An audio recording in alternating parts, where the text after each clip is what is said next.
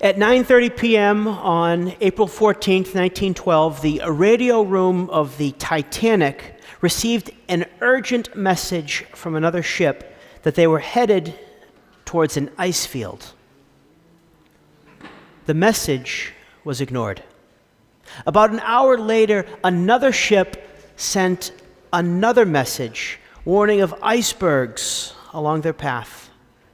This time, the radio operator replied via Morse code, "Keep out, shut up."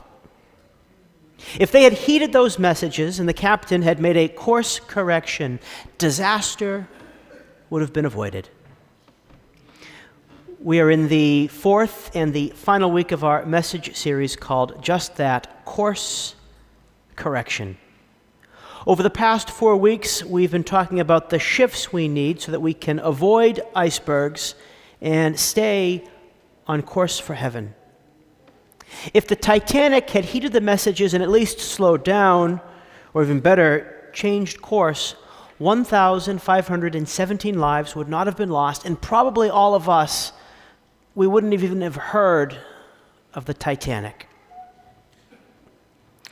While we can, should, and do learn from our mistakes, today I want to talk about something which keeps us from making mistakes in the first place.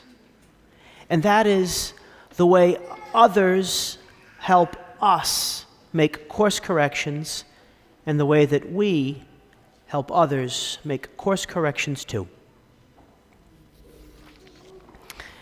When I was in seminary, the day started at 7 a.m.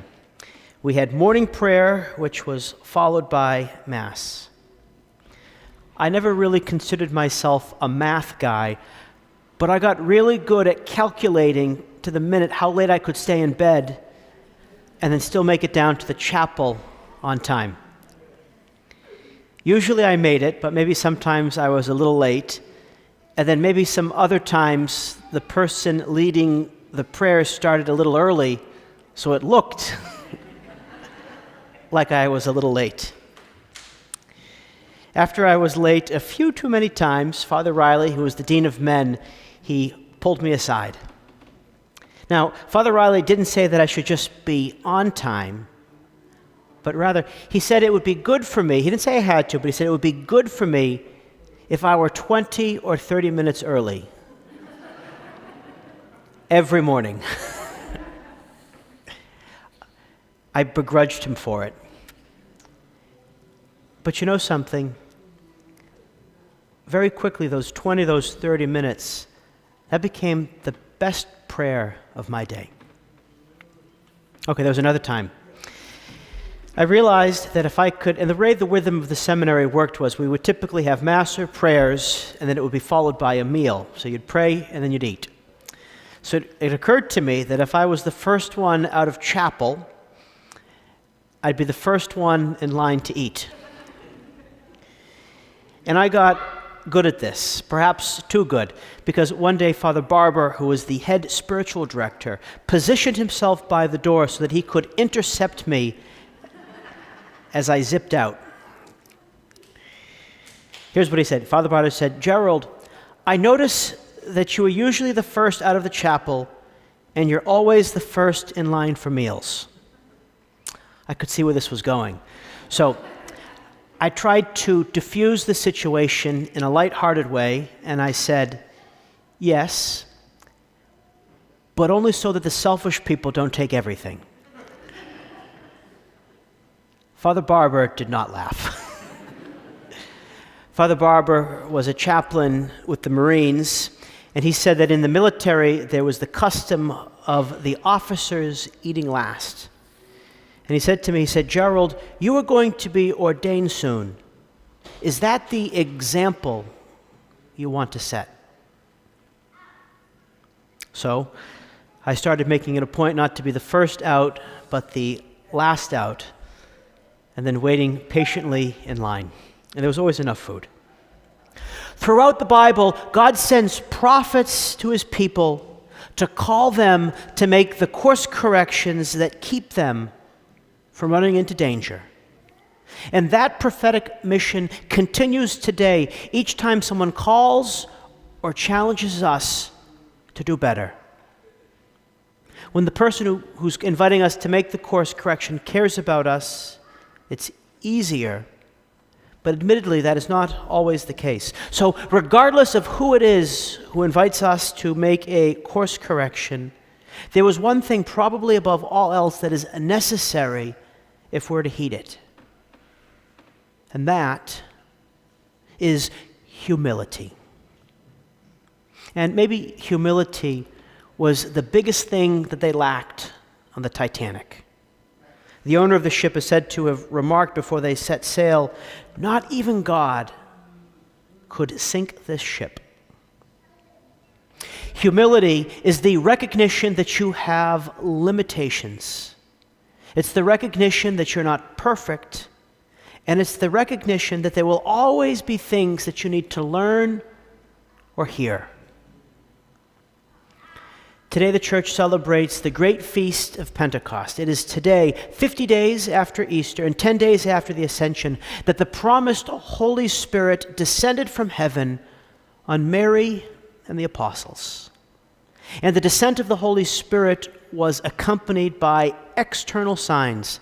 There was the sound of the strong rushing wind, and there were the tongues as of fire that descended to rest on each of their heads.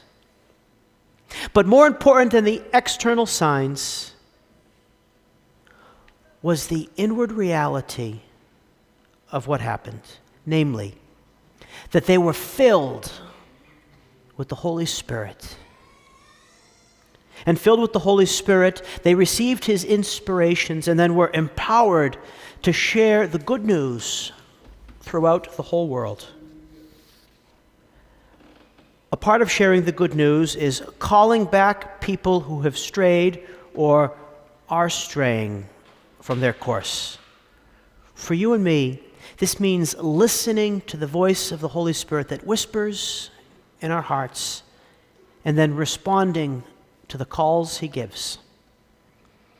Sometimes the Holy Spirit calls us to stay on our course. Sometimes the Holy Spirit calls us to help others stay on their course. And sometimes the Holy Spirit uses others to help us stay on our course. And you know, that's a big part of why we have a church. As Proverbs 27:17 says, "As iron sharpens iron, one person sharpens another." I'm sure you can think of examples in your life when you've helped someone stay on their course. And I'm sure you can probably think of some times in your life when someone else has helped you stay on yours. But lest you think you might be alone in needing another to give you a course correction, let me share with you an example of an incident that is recorded in the letter to the Galatians. One of the things the early church had to contend with as the good news began to be accepted by non-Jewish believers was which tenets of the Mosaic law they had to keep. And very quickly it became clear that Gentile, that is non-Jewish believers, Christians, they were exempt from much of the Mosaic law. This was something the early church struggled with but came to a conclusion on. However, now while Peter taught the truth, when he found himself in Antioch, he sort of caved to, what others might say. And he seemed to draw back from the Gentile believers, and he drew back because he did not want to confront this issue with the Jewish Christians. But then Paul showed up. Now we think of Paul as a late convert in his life. We think of Peter as being the first pope. So Peter was the leader. But Paul confronted Peter on the issue. Paul gave Peter a course correction. But even more important than the correction that Paul gave was the fact that Peter accepted the correction. And that's what it should be for us. When people give us corrections, we shouldn't let them wound we shouldn't let it wound our ego. Rather, we should accept the correction and love the person who cared about us enough to give it. For Peter and Paul, they would go on to teach together in Rome, to establish the church there, and then ultimately around the same time, suffer martyrdom. While hindsight is always 20/20, the tragedy of the Titanic never would have happened if the captain and crew had the humility to heed the warnings they received. For me, I am so grateful to the people who have cared enough about me, and I'm already grateful for the people in the future who care enough about me to help me make the course corrections that I need. And for you, who are some of the people who have helped you make course corrections? And is there anyone that the Holy Spirit is calling you to help make a course correction with?